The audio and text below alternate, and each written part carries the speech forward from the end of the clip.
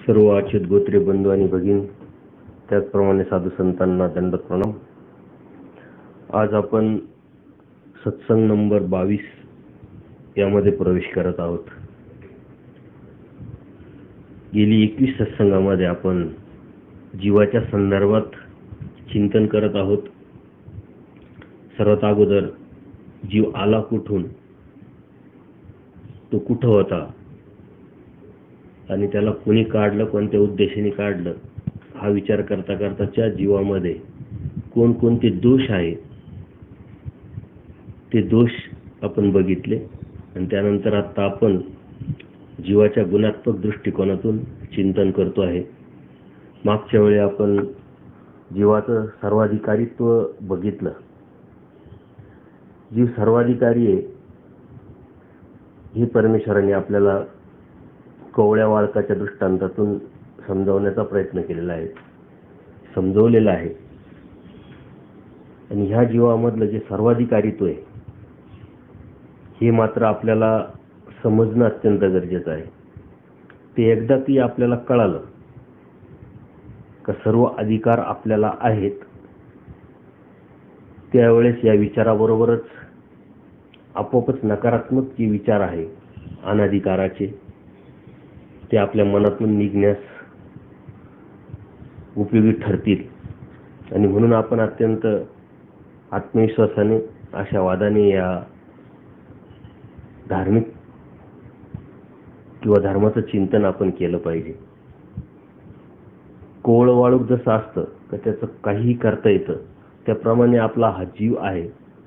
या जीवाने जर ठरवलं तर तो काहीही करू शकतो. शास्त्राभ्यास जर करल, ज्ञान प्राप्त होईल, वैराग्य प्राप्त होईल, ज्ञानी होऊ शकतो. आणि त्याच अनुषंगाने त्याच्या प्रयत्नाला परमेश्वर यश देऊन परमेश्वराचं ज्ञान किंवा प्रेम परमेश्वर स्वतः देऊ शकतात या जीवाला. परंतु परमेश्वराचा जो कड आहे तो जीवाला प्रेम देण्याचा जरी असला तरी त्याचा कड ओळखून आपण जर आपली धार्मिकता करत राहिलो तर आपली जी धार्मिक वाटचाल आहे ती अत्यंत सोपी आणि सरळ होऊन जाईल. कारण या जीवामध्ये संत आणि असंत अशा दोन सामुग्री आहे. आपल्यामध्ये सर्व असतं, फक्त आपल्याला ते कोणतं डेव्हलप करायचंय, कोणतं प्रगतीस न्यायचं हे आपल्यावरती ठरत असतं. जीव सर्वाधिकारी याचा अर्थ जीवाकडे सर्व काय आहे, फक्त तो याचा उपयोग कसा करतोय आणि कसा करणार आहे हाच काय तो प्रश्न असतो. आणि तो सर्वस्वी या जीवावरती म्हणजे आपल्यावरती अवलंबून असतो. त्याच्यामध्ये असलेल्या संत आणि असंत सामुग्रीचा योग्य प्रकारे तो कसा उपयोग करून घेईल आणि त्या उपयोग करण्यातूनच त्याला सर्वश्रेष्ठ परमेश्वराचा आनंद, परमेश्वराची मुक्ती किंवा मोक्ष मिळू शकेल. परंतु जर हेच अयोग्य प्रकारे या जीवाने उपभोग जर केला, त्याचा उपयोग जर केला, तर हाच जीव नित्य नरकासारख्या दुःखाला पण जाऊ शकतो, त्या दुःखाचा वाटेकरी पण होऊ शकतो. आणि म्हणून आपण कोण आहोत हे समजल्यानंतर आपल्याला काय व्हायचं आहे किंवा आपल्याला काय हवंय, आपल्याला काय मिळवायचं आहे हे ध्येय ठरणं अत्यंत गरजेचं आहे. कारण त्या ध्येयापर्यंत जाण्यासाठी आपल्याला ध्येय दिसलं पाहिजे. ते ध्येय दिसण्यानंतर त्याच्यामधलं सातत्य आपण प्रयत्नाच्या माध्यमातून ठेवलं पाहिजे. आणि त्या प्रयत्नालाच यश देण्याचं काम परमेश्वर करत असतात. प्रयत्नार्थी परमेश्वर किंवा प्रयत्न करी दैवाचे सहाय्य, अशा माध्यमातून परमेश्वर आपल्याला सहाय्य करत असतात. ते परमेश्वरांनी आपल्याला डोळ्याच्या दृष्टांतातून सुंदरपणे समजून सांगितले की जीवामध्ये काय आहे, काय नाही आहे आणि त्याने ते कसं डेव्हलप करायचं आहे. डोळ्याच्या ठिकाणी निसर्गातच दोन सामुग्री असतात, एक तेज सामुग्री आणि दुसरी मेद सामुग्री. आपण जर ती डोळ्याची तेज सामुग्री जर वाढवली तर दृष्टी इतकी तीक्ष्ण होते की रत्नांच्या गर्भात झळकणारे जे रंग आहे ते सुद्धा आपल्याला डोळ्याने दिसू शकतात. पण तेच सामुग्री न वाढविता जर त्याची नुसती मेद सामुग्री जर वाढवली तर शेवटी त्यांना काहीच दिसत नाही. याप्रमाणे जीवाच्या ठिकाणी दोन सामुग्री असतात, ती संत सामुग्री आणि असंत सामुग्री. आपण सहज विचार करायचा की आपल्यामध्ये काय आहे आणि काय नाही आहे. आपण सत्संगात बसल्यानंतर खूप सुंदरपणे सात्विकपणे बसतो, शांततेने ऐकतो, गोड गोड बोलू शकतो. परंतु दुसऱ्या क्षणाला जर आपण कुठं बाहेर जात असताना किंवा बाहेर गेलेले असताना जर आपले कोणाबरोबर वाद झाले तर तीच ही व्यक्ती आहे का जी थोड्या वेळापूर्वी अत्यंत शांतपणे सत्संग ऐकत होती, गोड बोलत होती, असा प्रश्न निर्माण होतो. परंतु ही संत आणि असंत सामुग्रीला जसं वातावरण निर्माण होतं तसं आपल्यामध्ये ते परावर्तन होत असतं. एक संत सामुग्री व एक असंत सामुग्री ती संगतीने प्राप्त होत असते. ज्याच्याबरोबर आपण राहू ते वाढीस लागत असतं, ते डेव्हलप होत असतं. जर आपण चांगल्या व्यक्तीच्या संगतीत जर बसू, चांगल्या व्यक्तीच्या संगतीत जर राहू, चांगले विचार ऐकू, चांगला आचार बघू आपल्या डोळ्यांनी, तर आपोआपच आपल्यातलं जे चांगलं आहे ते वाढत जातं, ते प्रगतीत जातं, ते डेव्हलप होत असतं. परंतु त्याची उलटी जर बाजू बघितली, आपण चुकीच्या माणसांबरोबर जर राहत असलो, चुकीचं ऐकत असलो, चुकीचं जर बघत असलो, तर आपोआपच चुकीची जी बाजू, जी असंत सामुग्री आपल्या मनामधली, आपल्या विचारातली, आपल्या जीवामधली, ती आपोआपच डेव्हलप होत असते, प्रगतीला होत असते. म्हणून आपण बघत असतो की संगतीनं माणसं बिघडत असतात किंवा संगतीनं माणसं सुधरत असतात. जर आपण साधू संतांच्या, चांगल्या माणसांच्या संगतीत जर राहिलो तर आपल्याला देवाचं ज्ञान मिळेल, प्रेम मिळेल, देवाच्या लीळा ऐकायला भेटेल.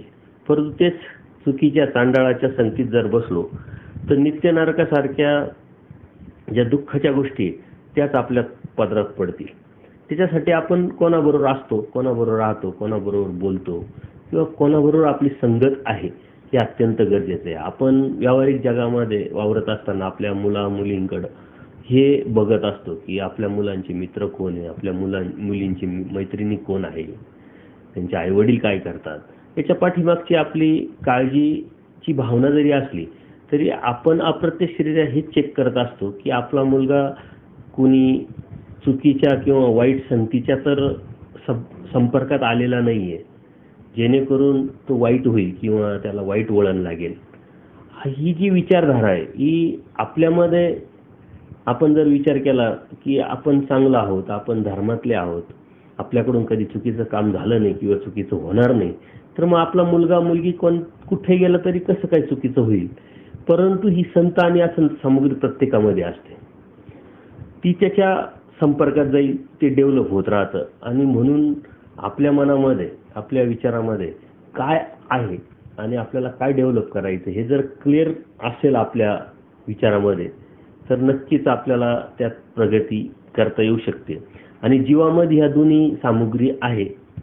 खरं म्हणजे राजस, तामस, सात्विक ह्या जे गुण आहे ते प्रत्येक जीवामध्ये असतात. काही मुख्य असतात, काही अनुषंगिक असतात. एखाद्या जीवाचा सात्विक स्वभाव असेल तो मुख्य, बाकीचे मात्र अनुषंगिक असतात. तो सात्विक मनुष्य ज्यावेळेस कधी वेळ पडेल तेव्हा तो भांडू शकतो, चुकीचं काम करू शकतो, चुकीचं बोलू शकतो, ते अनुषंगिक येतं. एखादी व्यक्ती मुळातच मुख्य, त्याचा जो भाव असतो तो राजस असतो, मात्र त्याच्यामध्ये चांगलं काहीच नसेल असं नाही, त्याच्यामध्ये सुद्धा सात्विक किंवा तामस भाव जे आहे ते अनुषंगिक असतात. एखादा तामस भाव हा मुख्य असेल तर सात्विक आणि राजस भाव अनुषंगिक असतो. आणि ते जे अनुषंगिक असेल, ते मुख्य जे असेल ते त्याच्या संगतीनं डेव्हलप होत असतं. आपल्यामध्ये सर्व आहे. आता आपल्याला काय हवंय, आपल्याला कोणत्या रस्त्याने जायचंय, त्याच्यानुसार आपण कोणाच्या संगतीत जाणं, कोणाचं ऐकणं आणि त्या ऐकण्यातून ते डेव्हलप करणं हे सर्वस्वी आपल्या हातात आहे. आणि ते परमेश्वराने वेळोवेळी अनेक लीळेच्या माध्यमातून, दृष्टांताच्या माध्यमातून, अनेक वचनांच्या माध्यमातून, अनेक भक्तांच्या निमित्ताने आपल्याला हे सांगितलेलं आहे. परंतु ते आपण समजून घेणं अत्यंत गरजेचं आहे. खरं म्हणजे भौतिक जगामध्ये जगत असताना, राहत असताना ह्या अशा गोष्टीचा आपल्याला खूप अनुभव येत असतो आणि क्षणोक्षणी पावलोपावली हा अनुभव आपण घेऊन आपलं जीवन पुढे सरकवित असतो. परंतु धर्मामध्ये त्याला अनन्य साधारण असं महत्व आहे. आणि म्हणून तुम्ही सतत जर शास्त्राच्या चिंतनात असाल, सत्संगामध्ये राहत असाल, त्याचंच जर विचार चिंतन करत असाल, तर आपोआपच आपल्यातला जो राजस आणि तामस भाव आहे तो आपोआपच दूर होत असतो. कारण परमेश्वरनी जे दोष आपण बघितले, परमेश्वरांनी सांगितलेले या जीवामधले, तर हे जीवामधले दोष आपण एकदा समजून घेतल्यानंतर त्याच्यावरती कंट्रोल जर करायचा असेल तर त्याचे उपाय पण आपल्याला परमेश्वरांनी सांगितलेले.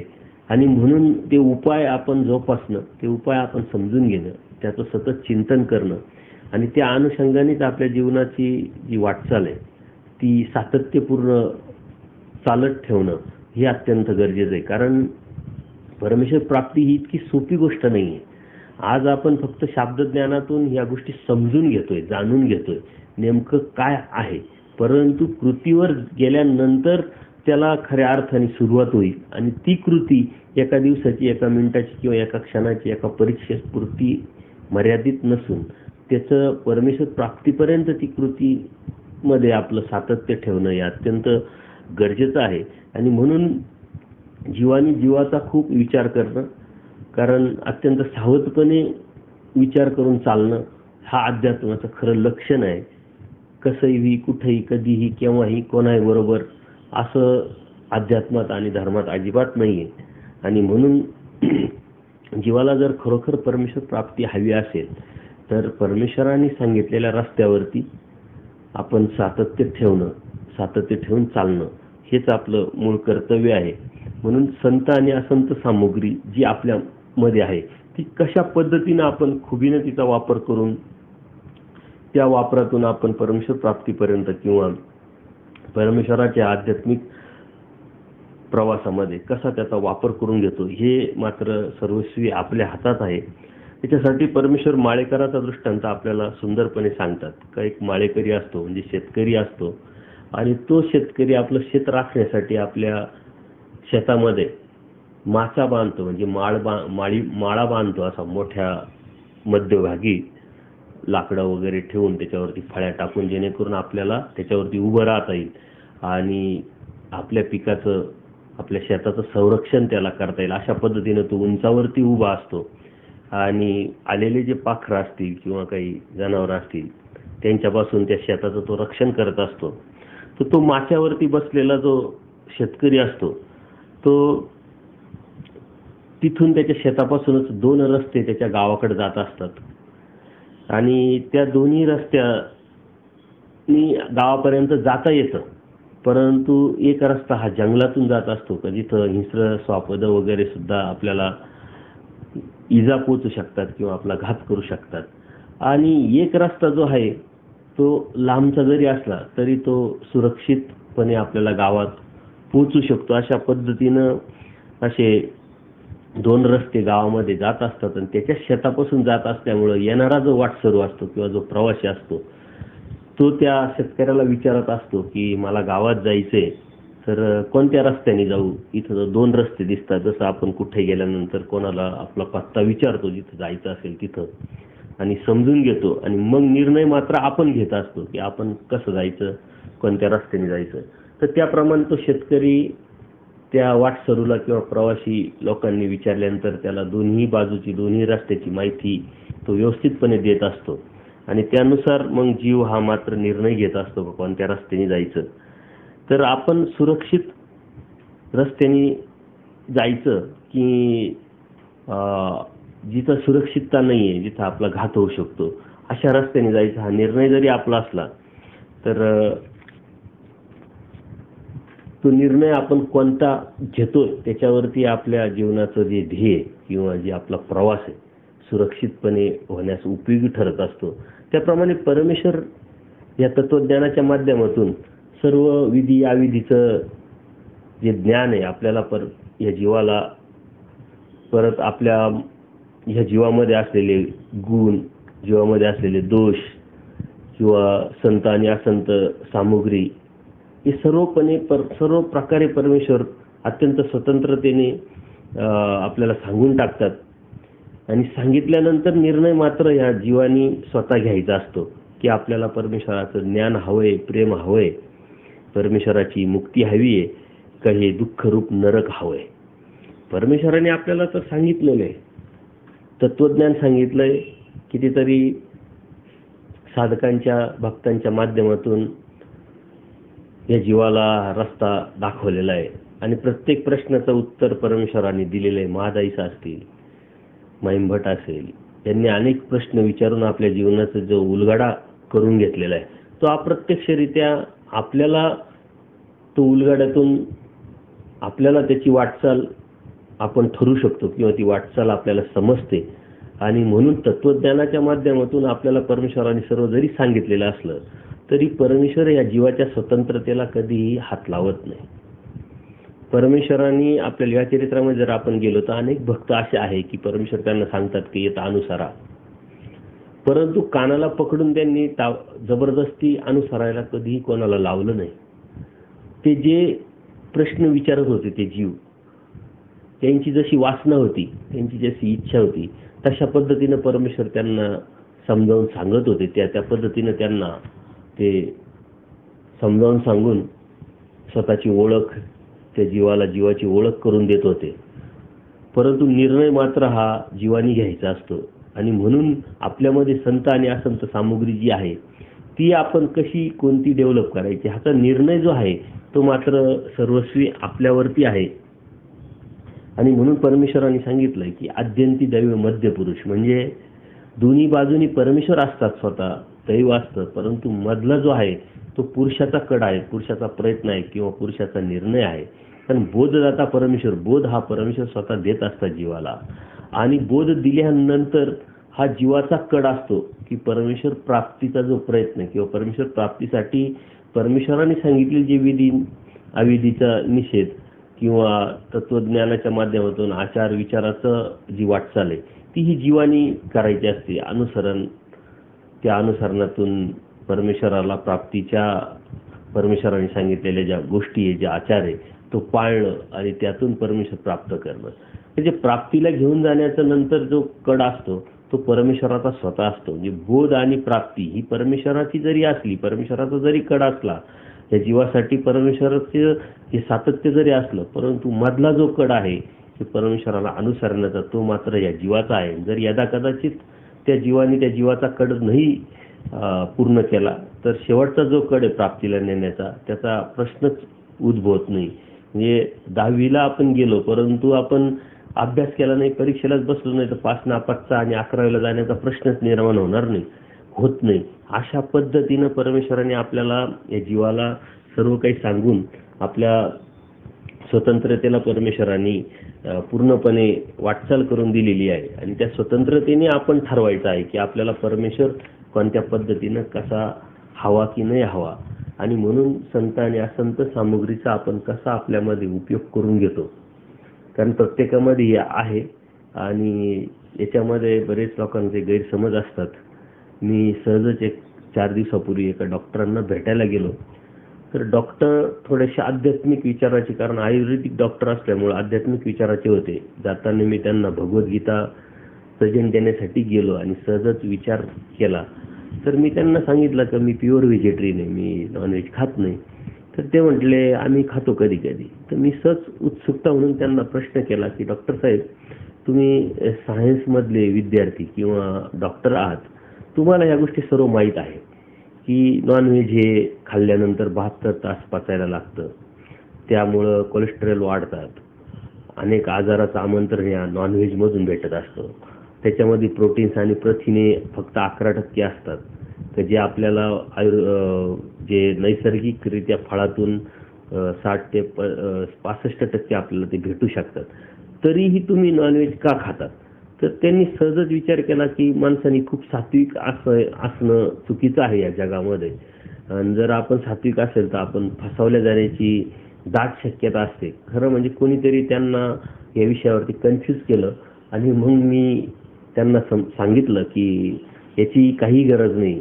जर तुमच्यामध्ये तुम्हाला वाटतंय की मला कोणीतरी पकडल, कोणीतरी मारेल किंवा कोणीतरी मला फसू शकतं, म्हणून माझ्यामध्ये थोडेसे वाईट पण गुण असायला पाहिजे आणि म्हणून मग मी खातोय, तर हे कारणच अत्यंत चुकीचं आहे. कारण जीवामध्ये तामस, राजस आणि सात्विक हे तिन्ही गुण असतात. फक्त कोणाचे काही मुख्य असतात, काही अनुषंगिक असतात. त्याच्यासाठी खाण्याची काही गरज नाही आणि खाण्यातून ते भाव डेव्हलप होतात हा अत्यंत गैरसमज आहे. ही त्यांच्याशी जेव्हा मी चर्चा केली तेव्हा त्यांच्या पण लक्षात आलं आणि मग त्यांना सांगितलं की भगवद्गीता वाचा, याच्यावरती खूप सुंदर विवेचन परमेश्वरांनी केलेलं आहे. म्हणजे असे काही गैरसमज जीवामध्ये असतात आणि त्यातून सुद्धा माणूस कितीतरी चुकीच्या वर्तनाला किंवा चुकीच्या आचाराला जाऊ शकतो आणि त्यातून कितीतरी मोठं दुःख तो पदरात पाडून घेत असतो. म्हणून यथार्थ ज्ञान जीवाला असणं हे अत्यंत गरजेचं आहे. एखाद्या गोष्टीचं ज्ञान जर आपल्याला नसेल किंवा आपल्याला माहिती नसेल तर ती गोष्ट न करणं हे कधीही उत्तम आणि कधीही चांगलं. कारण माहीत नसताना करायला जाणं हा खूप मोठा धोका आपण पत्करत असतो. आणि ह्या तत्वज्ञानाच्या माध्यमातून आपण समजून घेतलं पाहिजे का धर्म आपल्याला किती माहिती आहे, कशा पद्धतीचा माहिती, कोणता माहिती आहे आणि तेवढाच आपल्याला करायचा आहे. जो धर्म किंवा जी धार्मिकता आपल्याला करण्यासाठी आपण उभं आहोत, परंतु त्यातलं कोणत्याही प्रकारचं ज्ञान जर आपल्याला नसेल तर ते न करणं हे कधी फायद्याचं ठरतं. पण चुकीचं करणं हे कितीतरी मोठं नुकसानीचं होऊ शकतं. आणि म्हणून परमेश्वराने आपल्याला सुंदरपणे एका सूत्रात सांगितलंय की हा जीवानी छोटंसं असं काही कर्म तो करून जातो तर त्याला कितीतरी जीवन, कितीतरी जन्म त्याला ते निस्तारण्यासाठी जात असतात. म्हणून अज्ञानाने धार्मिकता करणं हे अत्यंत घातक आणि खूप मोठी रिस्क, खूप मोठा धोका आपण आपल्या जीवाविषयी, आपल्या स्वतःविषयी करून घेत असतो. पण अध्यात्माच्या बाजूने आपण कधी विचार करत नाही. म्हणून भौतिक जगामध्ये आपण या गोष्टीचा खूप विचार करतो की एखादा निर्णय घेत असताना आपण त्याच्या परिणामांचा विचार करतो, नफ्या तोट्याचा विचार करतो आणि मग तो 4 लोकांना विचारून त्याचं नॉलेज मिळून मग आपण ते धाडस किंवा तो निर्णय घेत असतो. तसं अध्यात्मात आपण करत नाही. आपली धार्मिकता ही अज्ञानावर की ज्ञानावरती अवलंबून हे आपण ठरवलं पाहिजे, चिंतन आपण केलं पाहिजे. आणि आपण आपला धर्म ज्ञानीयाचा आहे, ज्ञानीयाचा आहे असं म्हणत असताना आपण जर अज्ञानाने धार्मिकता करत असेल तर तो ज्ञानीयाचा होत नाही. म्हणून सूर्यप्रकाशात जसं आपण चालतो व्यवस्थित, त्या पद्धतीने ज्ञानात आपण धार्मिकता व्यवस्थित करू शकतो. हे जर आपण समजून घेतलं तर ज्ञान हे अत्यंत गरजेचं आहे आणि त्या ज्ञानानंतरच आपण धार्मिकता करणं गरजेचं आहे.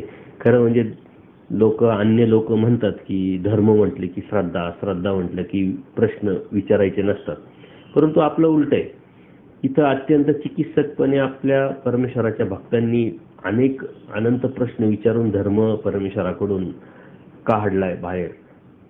मग ते द्वापर युगातले अर्जुन देव असेल किंवा आत्ताचे ह्या चरित्रातील पूजनीय माईंभट असेल किंवा महादाईसा असेल, त्यांनी अनेक प्रश्न विचारून परमेश्वराला हा धर्म आपल्यापर्यंत पोहोचवलाय. याचा अर्थ की आपल्या धर्मामध्ये प्रश्न असायला पाहिजे, परंतु तो प्रश्नाचा रोख जो आहे त्याच्यामध्ये नियत जी आहे ती अत्यंत शुद्ध भावनेची असली पाहिजे. ती समजून घेणं, त्या समजून घेण्यातून परमेश्वर प्राप्तीच्या अनुषंगाने तो प्रश्नाचं उत्तर आपल्याला अपेक्षित असायला पाहिजे. आज प्रश्न लोक खूप विचारतात, परंतु एकामेकाला डिवचण्यासाठी म्हणा किंवा एकामेकाला विनाकारणच विचारायचं म्हणून म्हणा, अशा सोशल मीडियावरती या गोष्टीचा खूपच बोलबाला चालू असतो आणि त्यातून अनेक वेळा वाद होण्याच्या शक्यता पण असतात. संवाद असला पाहिजे, परंतु तो विसंवादात जाता कामा नये यासाठी सर्वांनीच प्रयत्न केला पाहिजे. आणि म्हणून परमेश्वरांनी आपल्याला जे सांगितलंय ते तत्वज्ञान आपण आपल्या आचरणात आणून आपल्यातली जी सामुग्री ती वाढवणं आणि त्या सामुग्री वाढवण्यातून परमेश्वराच्या प्राप्तीपर्यंत आपण जाणं हे अत्यंत गरजेचं आहे. आपण जीवाचे गुण बघत असताना हे अनेक गुण आपल्यामध्ये आहे, म्हणूनच परमेश्वराने आपली निवड केलेली, परंतु ते गुण कसे वाढवता येईल याचा आपण विचार केला पाहिजे. जीव बोध आहे, म्हणजे परमेश्वर बोधदाता जरी असला परंतु बोध घेण्याची जर ताकद जीवामध्ये नसते तर परमेश्वराकडं जे बोध देण्याची प्रवृत्ती किंवा कड असूनही उपयोग झाला नसता. म्हणून बोध घेण्याची जी ताकद आहे, जीव बोध आहे, म्हणजे बोधाची जी व्यवस्था जी परमेश्वराने केलेली ती घेण्याची योग्यता ह्या जीवामध्ये आहे. सकळ मिळजी अशी शक्ती या जीवामध्ये आहे. सर्वाधिकारित्वामुळे तो काहीही मिळू शकतो. जीव स्वतः निरानंद जरी असला तरी सर्वाधिकारामुळे तो ईश्वराच्या आनंदाला मात्र पात्र होऊ शकतो. आणि म्हणून ईश्वराने आपला आनंद त्याला द्यायचा म्हटलं तर जीवाला तो ग्रहण करता येतो. तो स्वभावता अज्ञान असला तरी सर्वाधिकारीत्वामुळे बोध्य म्हणजे ईश्वराच्या बोधाला पात्र हा जीव होत असतो किंवा होऊ शकतो.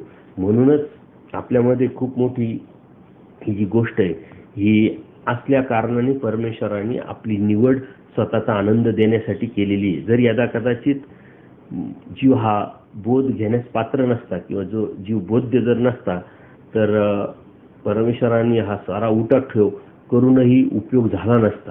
परंतु तो बोध जरी परमेश्वर आपल्याला देत जरी असले तर तो बोध टिकवणं, तो बोध वाढवणं, तो बोध पक्का करणं हे मात्र सर्वस्वी आपल्या हातात आहे.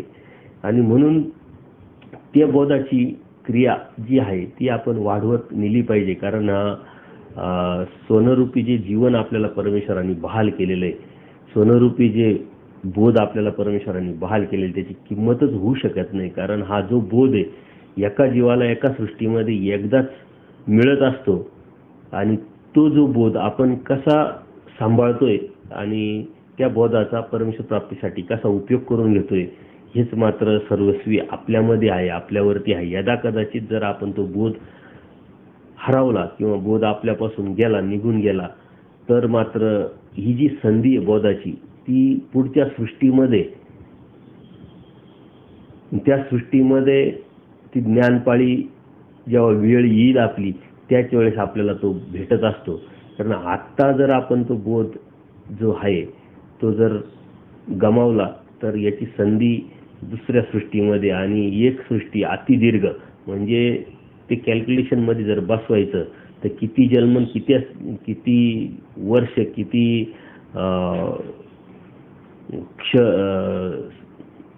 कितीतरी वेळ याचा आपण सांगू शकत नाही. आणि म्हणून आत्ता जे आपल्याला भेटलंय ते कधी भेटेल याची विचार न करता जे भेटलंय त्याचा आपण कसा उपयोग करून घ्यायला पाहिजे. आणि हा जो बोध आहे हा बोध म्हणजे प्रत्यक्ष परमेश्वराचा अप्रत्यक्षरित्या आपल्याला स्पर्श आहे, आपला संबंध आहे. आणि तो संबंध मात्र आपण कसा टिकवतो त्याच्यावरती ही परमेश्वराची प्राप्ती ठरत असते. आणि म्हणून बोधदाता परमेश्वर जरी असला तरी जीव हा बोध घेण्यास योग्य पात्रतेचा असल्या कारणाने ती संधी आपल्याला प्राप्त झालेली आहे. आणि म्हणून बोधदाता परमेश्वर आहे मात्र अक्षरदाता जीव आहे. हे तत्वज्ञान समजून घेणं, हे जाणून घेणं आणि त्याच्यावरती चालणं हे मात्र सर्वस्वी आपल्या हातात आहे. आणि हेच चालणं सर्वस्वी जरी आपल्या हातात असलं तर ते कशावर अवलंबून आहे, आपल्या आजूबाजूच्या वातावरणावरती या साऱ्या गोष्टी अवलंबून असतात. जीव जैसा संगी ठेवीजे तैसा ठाके म्हणजे जीवाला ज्याच्या सानिध्यात आपण ठेवतो त्याच्यासारखाच तो होऊ शकतो. विचार मालिकेतलं 39वे सूत्र आहे, जीव जैसा संगी ठेवीजे तैसा ठाके. ज्याप्रमाणे पाणी ज्या भांड्यात टाकाल त्या भांड्याचा आकार तो पाणी घेत असतो.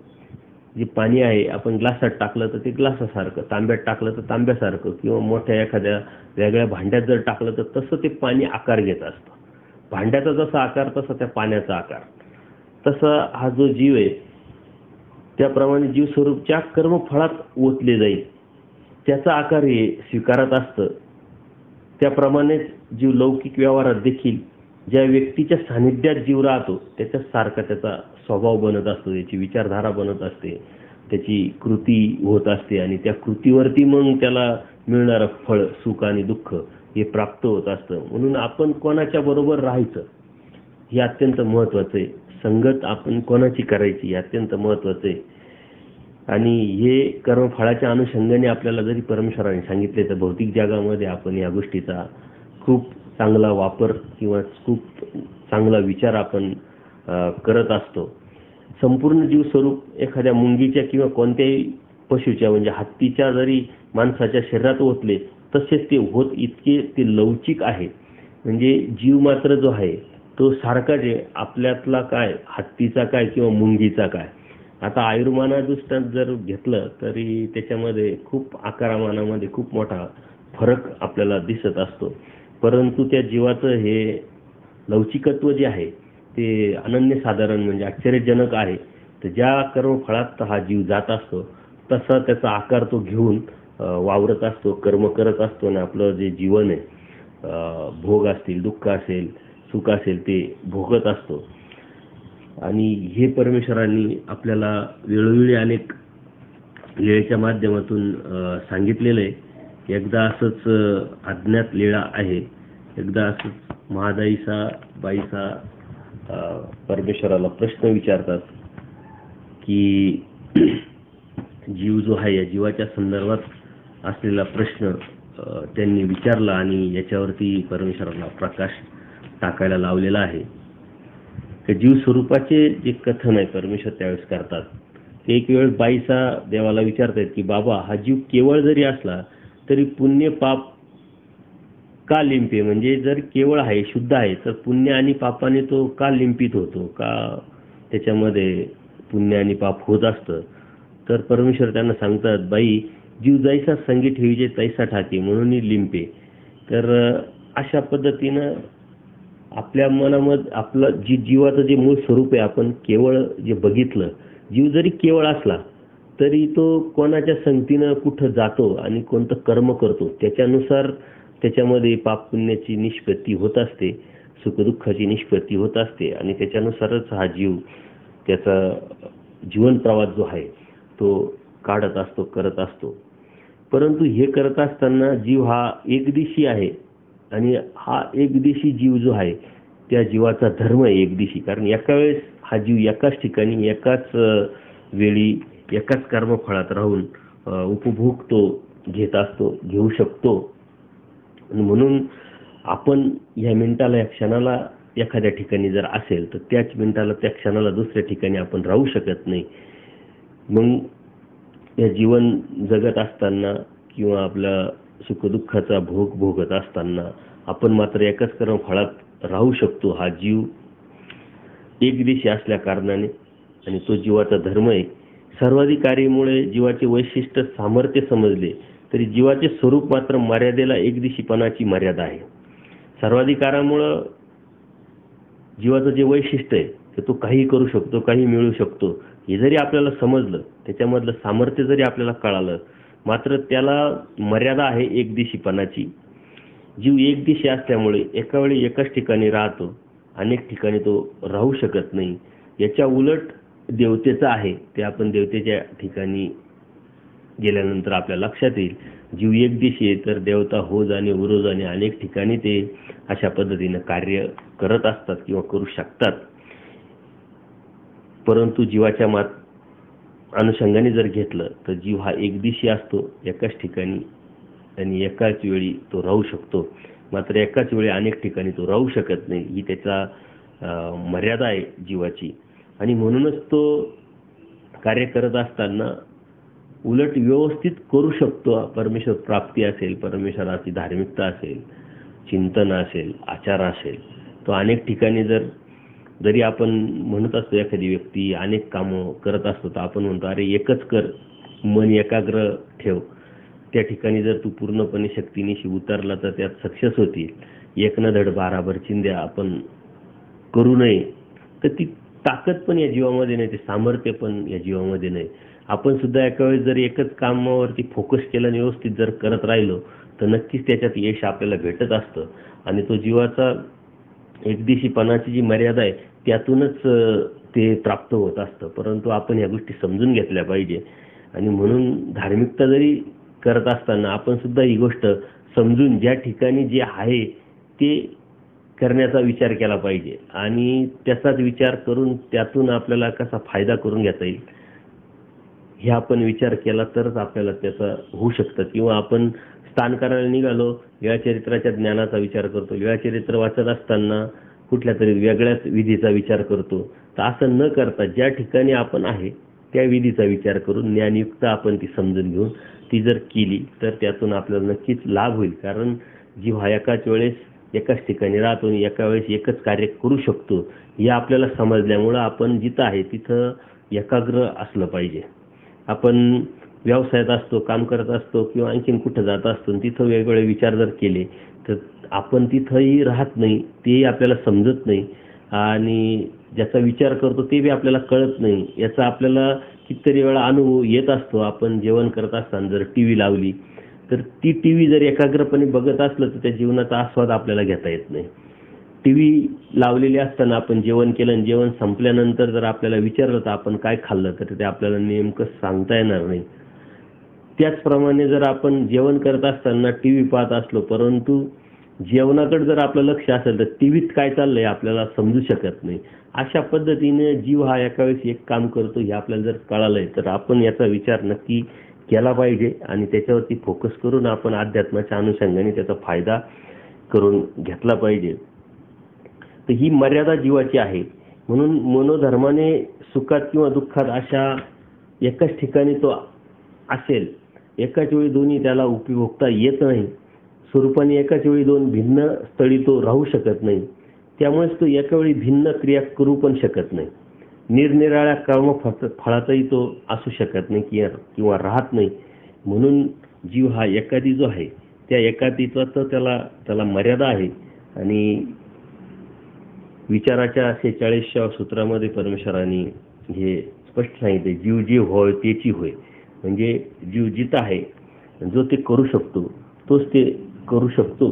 कारण त्याला जीव हा जो एकादी आहे त्या एकादीपणाची त्याला मर्यादा असल्या कारणाने तो एका वेळेस साऱ्या गोष्टी करू शकत नाही. आणि हे जर आपण समजून घेतलं तर आपण विनाकारणच अनेक ठिकाणी काम करण्याचा किंवा अनेक गोष्टी समजून घेण्याचा प्रयत्न करणार नाही.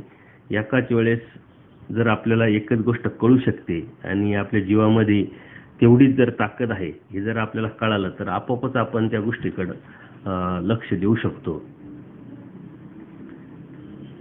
आणि याच्यासाठी परमेश्वरांनी आपल्याला एक सूत्र पण सांगितलंय, बिडारावर काय बिडार असेल. म्हणजे एका वेळेस जर एखादं कुटुंब एखाद्या घरात राहत असेल तर दुसरं कुटुंब त्या घरात येऊन राहू शकत नाही.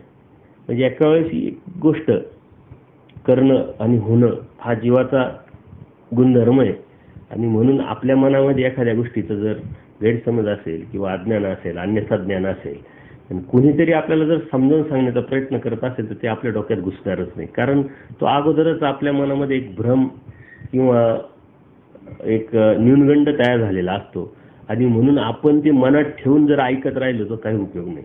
आपल्या मनातल्या ज्या शंका असतील, प्रश्न असतील ते आपल्या साधू संतांना किंवा जो यथार्थपणे आपल्याला सांगू शकतो की कोणती व्यक्ती असेल तर त्या व्यक्तीकडून समजून घेणं आणि त्या समजून घेऊन तो गैरसमज जो आपला मनातला जो न्यूनगंड आहे अन्यथा ज्ञान ते पहिले बाहेर काढणं आणि त्याच्यानंतरच आपण धार्मिकतेला लागणं हे आपलं प्रथम कर्तव्य आहे. आपण अन्य लोकांशी जेव्हा चर्चा करतो त्यांच्या डोक्यात पहिल्यांदी सर्व देवी देवता ज्या असतात त्या देवी देवता अन्य वृत्तीच्या माध्यमातून आपल्याला प्रथम काढावं लागतात. हा अनुभव आपल्याला पावलोपावली येत असतो.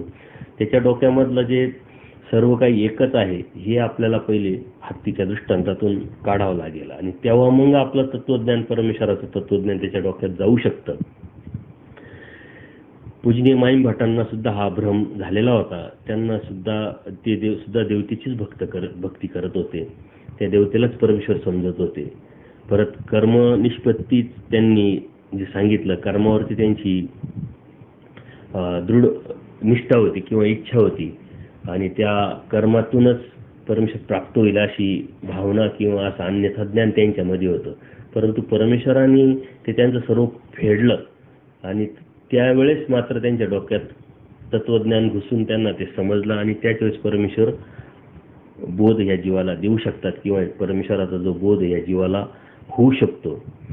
तर अशा पद्धतीनं परमेश्वरांनी आपल्याला अनेक लीळेच्या माध्यमातून, सूत्र आणि तत्वज्ञानाच्या माध्यमातून या गोष्टी समजून सांगितलेल्या आहेत.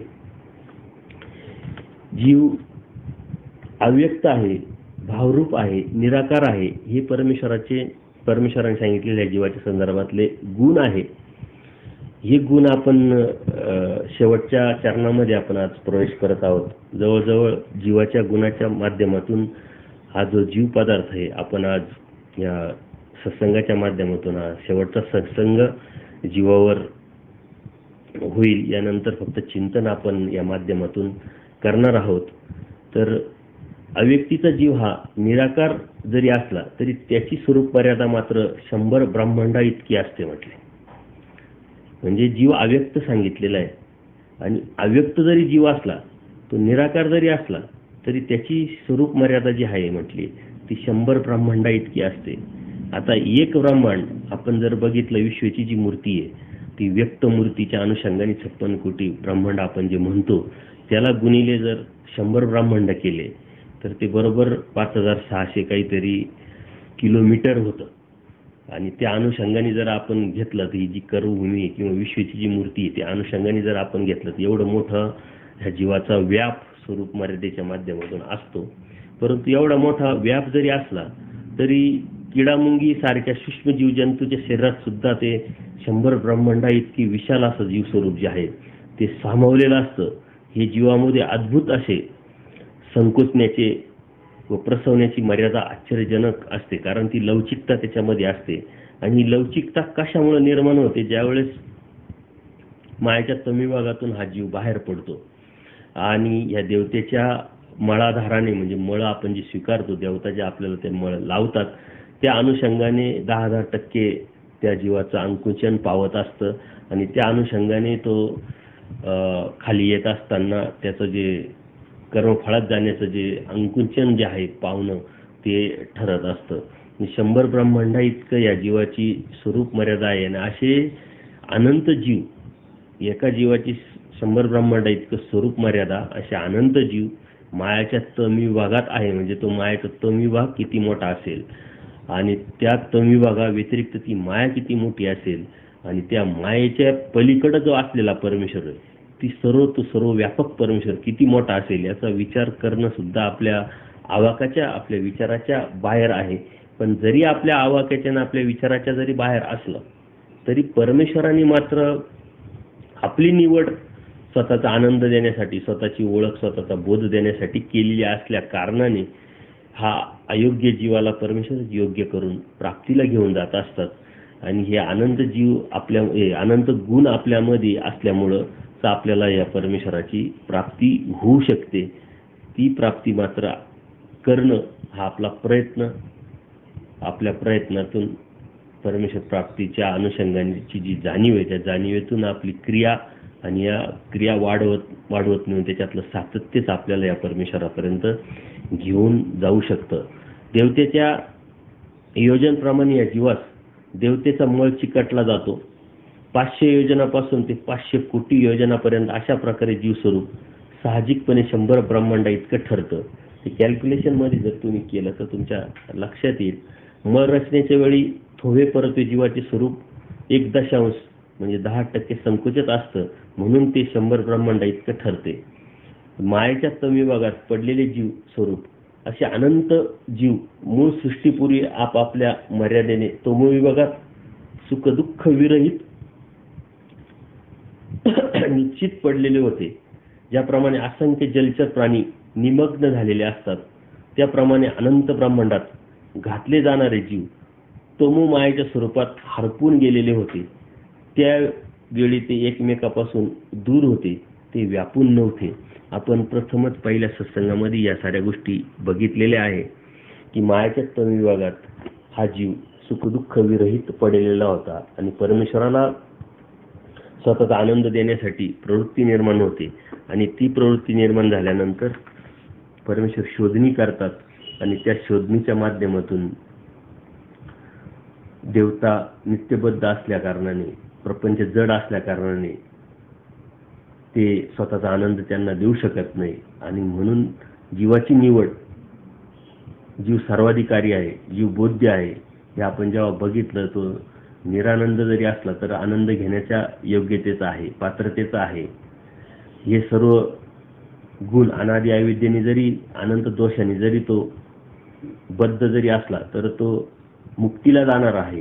अशा अनेक गुणांमुळे परमेश्वराने या जीवाची निवड आपला आनंद देण्यासाठी केलेली आहे. आणि म्हणून अनेक लीळेच्या माध्यमातून परमेश्वर आपल्याला या गोष्टी समजून सांगतात. एकदा लखुबाईसा परमेश्वराच्या भेटीला येतात आणि त्याच वेळेस आचार्य जे आहे ते त्यांना विचारतात. खरं म्हणजे आता परमेश्वरात जरी असले सन्निधानात मात्र बाईसा त्यावेळेस नव्हत्या. बाईसांनी आपला देहत्याग केला होता. त्यामुळं देवाच्या संदर्भातल्या ज्या आरोगणा असेल किंवा सेवा असेल, बाईसांनी इतकं ते कुणी करू शकत नव्हतं. आणि त्याचं दुःख मात्र आचार्यांना सतत असायचं. परंतु आचार्यांचे ज्या मर्यादा होत्या त्या असल्या कारणाने त्यांना भिक्षेला जावं लागायचं, आल्यानंतर देवाची सेवा वगैरे बाकीचा व्यापार करावा लागायचा, म्हणून पूर्णपणे आचार्य देवाकडे लक्ष पण देऊ शकत नव्हते. आणि याची टोचणी, याचं दुःख सतत आचार्यांना असायचं. पण त्याच्यावरती त्यांनी एक उपाय शोधून काढला. तर ते लखुबाईसाला विनंती करतात की देवाच्या आरोग्याला उशीर होत आहे, औसा तरी करिता नाही, म्हणजे औसांना ते करता येत नाही, आणि जरी केलं तरी ते व्यवस्थित करत नाही. तर तुम्ही हे सर्व उपहाराचं देवाचं जे आहे ते तुम्ही स्वतः या आणि करा, तुमच्याकडून चांगलं होईल. आणि हे होत असताना तुम्हाला परमेश्वराच्या सेवेचा परम लाभ पण होईल असं समजावतात. परंतु पूर्वी लखुबाईसांचं आणि आचार्यांचं थोडंसं काही कशावरून तरी जीवसमूहाच्या अनुषंगाने वाद झालेले होते, भांडण झालेलं होतं. म्हणून त्यांनी कोणत्या प्रकारचं उत्तर नाही दिलं. परंतु पुन्हा पुन्हा आचार्यांनी त्यांना प्रार्थना केल्यानंतर ते सांगतात की नागद्या तू जा, माझ्याच्याने जेवढं होईल तेवढं मी करील, आणि बाईसांसारखं माझ्याकडून होणं पण शक्य नाही, त्याच्यामुळे ती अपेक्षा पण करू नको. त्यामुळं आचार्यांना त्याचं खूप दुःख होतं. ते देवाकडे आल्यानंतर देव स्वतः त्यांना विचारतात की तुम्ही का दुःख करता. तर आचार्यांना सांगतात की काय करू मी. ते अत्यंत दुःखाने सांगतात की मला याची सर्व जाणीव आहे, गोसाव्यांच्या आरोग्याला उशीर होतोय, जी आरोग्याला झाली ती पण व्यवस्थित होत नाही, मी सेवा व्यवस्थित करू शकत नाही, त्यामुळे त्याचं मला खूप दुःख आहे. तर देव त्यांना समजावण्याच्या स्वरात सांगतात की वानऱ्या, जीव एक देशी आहे म्हणे, तू तरी काय काय करशील, कुठं कुठं जाशील, तुम्हाला देवतेसारखं थोडंच आहे म्हणे. तर ते देवता कुठंही, जिथंही आहे इथंही आहे असं करता येईल. जीव जे व्हावे तेची होय, देवता हो जाणे उरो जाणे म्हणे. जीव हा एका वेळेस एकच काम करू शकतो, मात्र देवतेचं तसं नाहीये.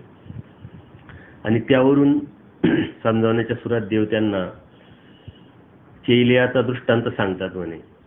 कवणी एक निजेला असे, तो तयासी तहान लागली असे, तो सागळ खुंटीयेसी देखे परी घेवेना, का पा जाड्डे दाटला असे म्हणून. म्हणजे एक व्यक्ती असतो, ती झोपलेली असते, पण त्याला तहान लागल्यानंतर खुंटीला टांगलेलं जे पाणी आहे ते सुद्धा त्याला घेवत नाही. स्वतःला त्यालाच तहान लागली, त्यालाच त्याचा फायदा आहे, तरी तो घेवत नाही आळसापोटी. तर का त्याला जाड्डे आलंय म्हणे. अशा पद्धतीनं हा जीव असतो, त्याला सर्व कळतं पण वळत नाही. माझाच फायदा आहे. भक्ती केल्याने, ज्ञान मिळवल्याने, आचार केल्याने, परमेश्वराची धार्मिकता केल्याने, ही जी गोष्ट ही काही परमेश्वराच्या फायद्याची नाही आहे, परमेश्वराच्या हिताची नाही, जीवाच्या हिताची. परंतु जीवाला स्वतःचं हित समजत नाही, आणि समजत जरी असलं तरी वळत नाही. हे सर्वात मोठं आश्चर्य या जीवाच्या संदर्भात परमेश्वर सांगतात. आणि मग देव त्यांना सांगतात, भक्ती ही एवढी सोपी नाही म्हणे. भक्ती जैसी रामाची लक्ष्मणे केली म्हणे. तर त्या लक्ष्मणाच्या भक्तीची वाहवा किंवा गौरवोद्गार परमेश्वर सांगतात. आणि भक्ती कशी करावी, कोणाची कसावी, कोणी कशी केली, त्याच्यावरती परमेश्वर आचार्यांना समजावतात. भक्ती प्रार्थून किंवा अत्यंत नम्रपणे करायची असते, हे समजावल्यानंतर आचार्यांना अधिक दुःख होतं. आणि ह्या दुःखामध्येच ज्या वेळेस लखुबाईसा येतात, तर त्यांना ते परत विचारतात, तर लखुबाईसा आल्या का, तुम्ही गोसाव्यांची आरोग्याना झाली का, तुम्ही तयारी करा. तर लखुबाईसा म्हणतात, हो नागद्या झाली आहे म्हणे. आणि मग त्या पद्धतीनं देवाला आरोग्याला दिल्यानंतर उरलेला जो प्रसाद आहे तो सर्व भक्तजनांना जशा बाईसा करत होत्या तशा लखुबाईसांनी पण केलं.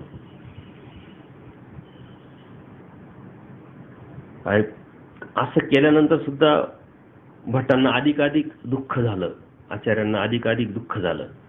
आणि त्यावेळेस देव सर्वज्ञ त्यांनी ते ओळखला आणि त्यावेळेस ते म्हणतात, वानऱ्या का दुःख करीत असा, तुम्ही का दुःख करता आता? तर आचार्य सांगतात, जी जी आपुली उणीव देखोनी तथा प्रसाद देखोनी पूर्वी आठवले जी. ही जे तुमच्या ठिकाणी आम्ही जे करतोय आज, त्याच्यामध्ये कितीतरी उणीवा आमच्याकडून राहत आहे. आणि पूर्वीचं म्हणजे बाईसा जसं करत होते ते मला आठवलं म्हणे. तर देव म्हणतात, कसं काय आठवलं, काय आठवलं सांगा म्हणे. मग आचार्य त्यांना सांगतात, हाच प्रसाद बाईसा जर करत होत्या तर तो अत्यंत गोड लागत होता, बरवा लागत होता, चांगला लागत होता आणि ते रुचक पण होतं म्हणे आम्हाला. प्रसाद पाहून बाईसांचं जे आहे ते करणं, ती भक्ती किंवा ती सेवा ही मला आठवली म्हणे. मग देव सांगतात, बाईसांच्या निमित्ताने तुम्ही अप्राप्ती करीत असाल. भटी म्हटले, जी जी ते सांडून गेले, आता काही करीन. ते आता सोडून गेले, आता काय करणार मी, असं दुःख खूप करायला लागले. आणि मग देव आपल्याला खूप सुंदर असं सूत्र तिथं आचार्यांच्या निमित्तातून सांगतात, का अप्राप्ती निमित्त के दुःखी कर्माच्या राशी नसते. आचार्य जसं दुःख करत होते तसं दुःख आपण जर केलं तर त्या दुःखाने कर्माच्या अनंत राशी, म्हटले राशी म्हणजे डोंगर, नाचतात. पण अप्राप्तीचं दुःख प्राप्त होण्यासाठी या जीवाला आपल्याला काय प्राप्त करायचं आणि त्या प्राप्तीतून आपल्याला काय फायदा होणार आहे हे समजणं पहिले अत्यंत गरजेचं आहे. आपण धार्मिकता करतोय पण का करायची आणि कशासाठी करायची? आपण धार्मिकता करतोय, आपल्याला काय मिळवायचंय, त्या मिळण्यातून काय फायदा होणार आहे? आपला धर्म आपण समजून घेतोय तर तो कशासाठी समजून घेतोय हे जर आपल्याला कळत नसेल तर त्या अप्राप्तीचं दुःख आपल्या मनामध्ये कधीही येऊ शकत नाही. ती जाणीव जर आपल्या बुद्धीला टच झाली, आपल्या हृदयाला टच झाली, तर आपल्याला दुःख होत आहे की आपल्यासाठी देवाने काय केलं नाही. देवाने सृष्टी निर्मिती केली, देव स्वतः अवतार घेतात, अवतार घेऊन वाडोवाडी फिरतात. त्यावेळेस काही पावसाळे नसतील, उन्हाळे नसतील, हिवाळे नसतील. आज आपण जगत असताना थोडासा पाऊस आला, थोडासा ऊन जास्त लागलं किंवा थोडीशी थंडी आपल्याला जास्त लागली तर आपण कितीतरी गोष्टीचा, कितीतरी साधनांचा आपण वापर करून घेत असतो. आणि देवाने एका शब्दात आपल्याला एका सूत्रात सांगितलंय का सुखाने देव मिळत नाही, पण तरी त्या सुखाच्या पाठीमागे आपण धावत असतो. त्याच वेळेस जर आपण असा विचार जर केला, ती सालबर्डीला 12 वर्ष देव राहिले, तिथं पावसाळा असेल, ऊन असेल, थंडी असेल, देव कसे राहिले असतील.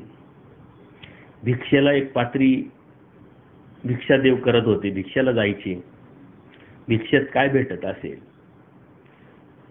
परमेश्वर अनंत ब्रह्मांडांचा नायक आहे, सर्व शक्तिमान जरी परमेश्वर असेल, सकळही देवता ह्या शक्तीमध्ये परमेश्वराच्या मोडात जरी असल्या तरी पण परमेश्वर अवतार जेव्हा घेतात, पृथ्वी तलावर येतात, तेव्हा जीवासारखे होऊन येतात. जीव धर्म, देहधर्म स्वीकारल्यामुळं परमेश्वराला सुद्धा ह्या गोष्टीचा त्रास होत असेल. म्हणूनच देवामध्ये कधी उदासीनता भाव, प्रसन्न भाव येत होता आणि हा सर्व जीवाच्या हिताचा होता.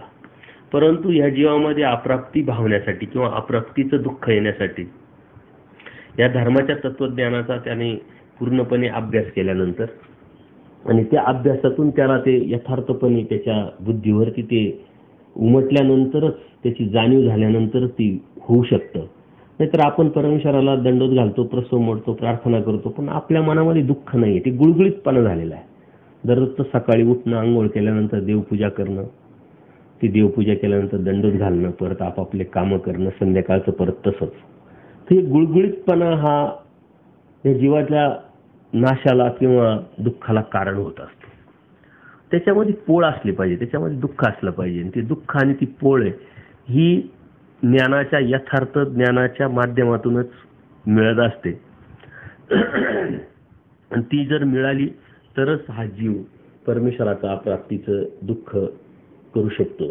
अनंत जन्म गेले, अनंत सृष्ट्या गेल्या, आणि तरी आज क्षणोक्षणी पावलो पावले मी परमेश्वरा जे तू सांगितले ते करू शकत नाही, त्याच्यावरती विषय व्यवस्था करतो. एका प्रश्नाला आपण 50 उत्तरं आपल्याकडं विषय व्यवस्थेचे असतात. परमेश्वराने येऊ वा नाही पर्याय नाही, परमेश्वराला सांगून सुद्धा आपण अनंत पर्याय आपण काढत असतो. हे सर्व आपलं अज्ञान आहे, अन्यथा ज्ञान आहे. आणि म्हणून धर्म हा खूप मोठा समुद्र आहे आणि त्या समुद्रातून पूर्णपणे तो समजून घेणं हे जरी आपल्याकडे अशक्य जरी असलं तरी मात्र परमेश्वराची जी कड आहे, परमेश्वराचा जो उद्देश आहे, परमेश्वराचं जे ध्येय आहे सृष्टी निर्मितीचं किंवा आपल्याला बोध देण्याचं, हे जर या जीवाने जर समजून घेतलं तर अत्यंत सोपं ही जी धार्मिकतेचा जो प्रवास आहे तो आपल्याला करता येऊ शकतो आणि परमेश्वराच्या प्राप्तीला आपण जाऊ शकतो. खरं म्हणजे आजच्या या संघामध्ये आपण जीव हा पदार्थ शब्दरूपाने तोडका मोडका जेवढी गरजेचा आहे प्राथमिक पद्धतीचा समजून घेण्याचा प्रयत्न केलेला आहे. खरं म्हणजे माझी योग्यता नसताना, पात्रता नसताना सुद्धा मी जीव हा पदार्थ समजून सांगण्याचा तुम्हाला प्रयत्न केला, परंतु ती एक परमेश्वराची कृपा आणि तुमचं शुभचिंतन या माध्यमातूनच हे माझ्याकडून होऊ शकलं किंवा मी करू शकलो हे आपण समजून घ्यावं. आणि याच्यामधलं जे चांगलं आहे ते सर्व समाजाचं देणं आहे, ते सर्व काही परमेश्वराचं माझ्याकडे देणं आहे. आणि जे जे वाईट आहे, जे जे चुकीचं आहे, कळत न कळत माझ्याकडून काही सांगण्यामध्ये किंवा बोलण्यामध्ये चुकीचं होऊन गेलं असेल, बोललं असेल, ते मात्र माझं स्वतःचं आहे असं समजून ते मला परत करून आपण त्याच्यावरती जास्त विचार किंवा जास्त चिंतन न करणं ही विनंती माझी तुमच्यासाठी असेल. परंतु जीव हा पदार्थ पुन्हा पुन्हा समजून घेणं, परत परत त्याचं चिंतन करणं, जीवाच्या दोषामधलं चिंतन करून त्याच्यामध्ये बदल घडून ते कसं गुणामध्ये आपल्याला परावर्तित करता येईल हे बघणं, जे गुण परमेश्वराने आपल्याला सांगितले आपल्यामधले ते कसे वाढीस नेणं, त्याची परिपक्वता वाढवणं, हे मात्र परमेश्वराने आपल्याकडून अपेक्षिलेलं आहे. जीवामधला बदल हा जीवच करू शकतो आणि हा जीवाचा बदल परमेश्वराला अपेक्षित असल्या कारणाने आपल्याला तो मात्र बदल करणं अत्यंत गरजेचं आहे. आणि त्या बदलाच्या पाठीमागे बदलत बदलत जाऊन मात्र परमेश्वरापर्यंत आपण जाऊ शकतो. हे परमेश्वराने आपल्याला अत्यंत सुंदर अशा तत्वज्ञानातून सांगितलेलं आहे. ते आपण जर समजून घेतलं तर हा जीव पदार्थ खूप सोपा होऊन जाईल. परंतु आपण एखादा पदार्थ जेव्हा समजून घेतो तो कशासाठी समजून घेतो हे जर आपण लक्षात घेतलं तर हे पूर्ण जीव पदार्थ समजून घेतल्यानंतरचं जे ध्येय ते आपल्या लक्षात येईल. एखादी गोष्ट आपल्याला माहीत नाही परंतु माहिती करून घेतली, ती माहिती करून घेतल्यानंतर त्याच्याविषयी आपल्याला काहीच नाविन्य राहत नाही. जोपर्यंत आपल्याला माहीत नसतं तोपर्यंत त्याविषयी आपल्याला उत्सुकता असते, जिज्ञासा असते, ती मिळवण्याची आपली सुप्त इच्छा असते. परंतु ते एकदा मिळालं, ते आपल्याला समजलं नेमकं काय आहे, त्यातलं मर्म आपल्याला समजलं का त्याच्याविषयी आपल्याला कोणत्या प्रकारची किंमत, त्याचे कोणत्या प्रकारचं नाविन्य आपल्यामध्ये राहत नाही आणि आपण ते जनरल करून टाकतो. तसं आपल्याला आपल्याविषयी आजपर्यंत माहीत नव्हतं म्हणून आपण आपल्यासाठी खूप स्पेशल होतो.